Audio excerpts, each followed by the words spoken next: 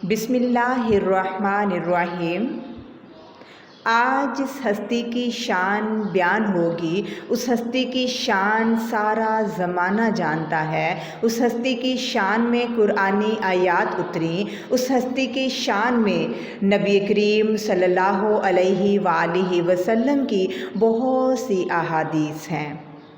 آپ کا تقویٰ، آپ کی بہادری، آپ کی خوبصورتی اور آپ کا مقام سب سے بلند ہے۔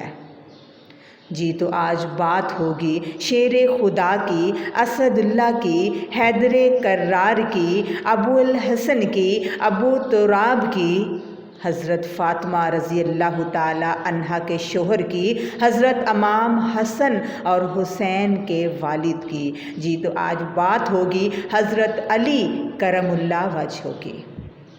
آپ مکہ مکرمہ میں پیدا ہوئے۔ آپ حضور صلی اللہ علیہ وآلہ وسلم کے چچا ابو طالب کے بیٹے تھے۔ آپ نے حضور صلی اللہ علیہ وآلہ وسلم کی گود میں پرورش پائی۔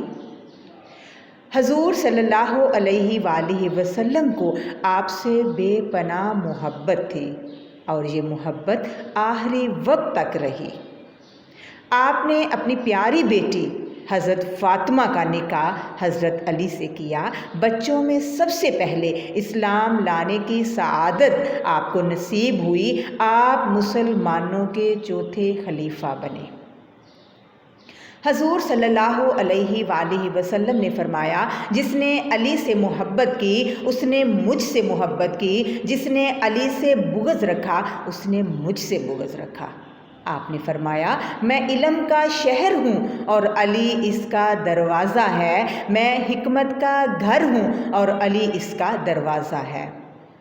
آپ کی دلیری، آپ کی بہادری اور شجاعت کے قصوں سے تاریخ کے اوراق بھرے ہوئے ہیں۔ کوئی غزوہ ایسا نہیں تھا جس میں حضرت علی رضی اللہ تعالی عنہ آپ صلی اللہ علیہ وآلہ وسلم کے ساتھ نہ ہو۔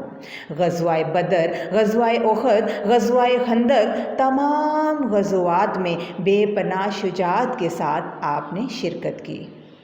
کفار کے بڑے بڑے نامور بہادر آپ کی تلوار کے وار سے ڈرتے۔ گھر کا یہ عالم تھا کہ کئی دن تک کھانا نہ بنتا، اور سخاوت کی یہ حالت تھی کہ ایک بار آپ رضی اللہ تعالی عنہ کے پاس چاندی کے 4 سکے تھے۔ آپ رضی اللہ تعالی عنہ نے ان چاروں کو خیرات کر دیا، ایک کو دن میں، ایک کو رات میں، ایک کو ظاہر کر کے اور ایک کو چھپا کر۔ اللہ کو آپ کی یہ ادا اتنی پسند آئی کہ اللہ تعالیٰ نے قرآن پاک میں فرمایا، الذین ینفقون اموالہم باللیل والنہار سرا وعلانیۃ فلہم اجرہم عند ربہم ولا خوف علیہم ولا ہم یحزنون۔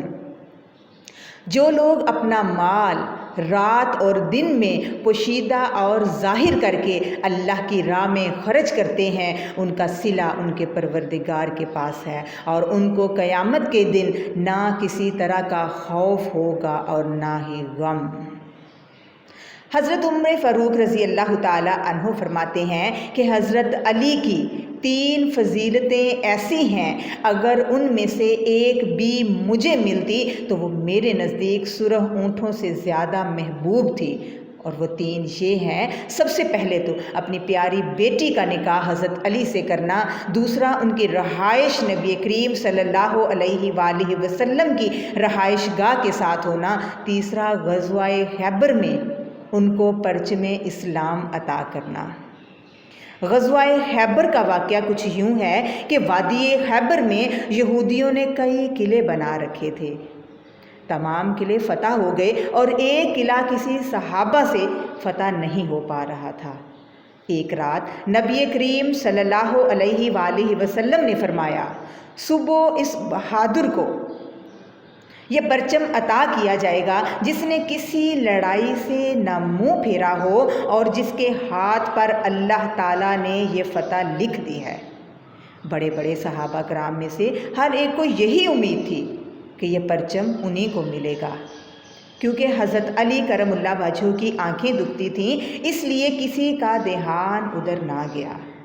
اگلے دن جب سب صحابہ جمع ہوئے تو حضور اکرم صلی اللہ علیہ وآلہ وسلم نے فرمایا، علی کہاں ہیں؟ لوگوں نے عرض کیا کہ ان کی آنکھیں دکھتی ہیں، اس لیے وہ حاضر نہیں ہو سکے۔ آپ صلی اللہ علیہ وآلہ وسلم نے اپنا لعاب مبارک ان کی آنکھوں پر لگایا، جس سے ان کی آنکھیں اچھی ہو گئیں۔ اس کے بعد اسلامی پرچم ان کے ہاتھ میں دے کر فرمایا، انشاءاللہ فتح تمہارے ہاتھ ہوگی۔ حضرت علی کرم اللہ وجہہ نے جاتے ہی گلے پر جھنڈا گاڑ دیا اور اوپر سے ایک یہودی نے پوچھا، کون ہے جو اس طرح بے خوف ہو کر ہماری سرحد میں آ گیا ہے؟ آپ نے جواب دیا، میں علی ابن ابی طالب ہوں۔ اس پر یہودی نے چیخ کر کہا، تو رات کی قسم اب ہماری خیر نہیں۔ یہودیوں کا سپہ سالار مرہب حضرت علی کرم اللہ وجہہ کے ہاتھوں قتل ہوا۔ مرہب کے قتل ہوتے ہی مخالفین کے پاؤں اکھڑ گئے اور قلعہ بند ہو گئے۔ حضرت علی رضی اللہ تعالی عنہ نے آگے بڑھ کر قلعے کا وزنی دروازہ ہاتھ سے اکھاڑ کر خندق کی چوڑائی پر رکھ دیا، جس سے ایک پل بن گیا۔ اسے عبور کر کے لشکر اسلام فتح کے نعرے لگاتا ہوا قلعے میں داخل ہو گیا۔ حضرت مولانا رومی ایک واقعہ بیان کرتے ہیں کہ حضرت علی رضی اللہ تعالی عنہ ایک جنگ میں کافر کو زیر کرنے کے بعد چاہا کہ اس کی گردن اڑا دو۔ قبل اس کے کہ وہ گردن اڑا دیتے، اس نے آپ رضی اللہ تعالی عنہ کے منہ پر تھوک دیا۔ آپ نے فوری طور پر اپنی تلوار نیام میں ڈال دی اور اسے چھوڑ دیا۔ کافر حیران رہ گیا اور اس کی وجہ پوچھی تو آپ رضی اللہ تعالی عنہ نے جواب دیا، میں اللہ کے لیے تلوار اٹھاتا ہوں، میں اللہ کا بندہ ہوں، اپنے تن و نفس کا مطیع نہیں ہوں، لہٰذا جب میرے منہ پر تھوکا گیا تو میرے اندر جذبہ انتقام پیدا ہوا، اس لیے میں نے تجھے چھوڑ دیا۔ یہ بات سن کر کافر فوراً مسلمان ہو گیا۔ حضرت علی رضی اللہ تعالی عنہ کو اپنی خلافت میں بہت سی مشکلات کا سامنا کرنا پڑا۔ کوئی اور ہوتا تو شاید حوصلہ ہار جاتا۔ آپ رضی اللہ تعالی عنہ نے تقریباً 4 سال 9 ماہ تک خلافت سنبھالی۔ تقریباً 17 رمضان کو آپ رضی اللہ تعالی عنہ پر حملہ کیا گیا اور 21 رمضان المبارک کو آپ شہید ہو گئے۔ آپ کے چند اقوال کچھ یوں ہیں، علم حاصل کرو کیونکہ اس کا حصول نیکی ہے۔ علم و ادب سے بڑھ کر کوئی میراث نہیں۔ جو میانہ روی اختیار کرتا ہے وہ کبھی محتاج نہیں ہوتا۔ معافی بہترین انتقام ہے۔ جس دل میں قرآن کا کوئی حصہ نہیں وہ ویران مکان ہے۔ انسان اپنی زبان کے نیچے پوشیدہ ہے۔ اگر تم بادشاہ ہو تب بھی اپنے والد اور استاد کی تعظیم کے لیے کھڑے ہو جاؤ۔ اللہ تعالیٰ آپ رضی اللہ تعالی عنہ پر کروڑوں رحمتیں نازل فرمائے اور ہمیں ان کے نقش قدم پر چلنے کی توفیق عطا فرمائے، آمین۔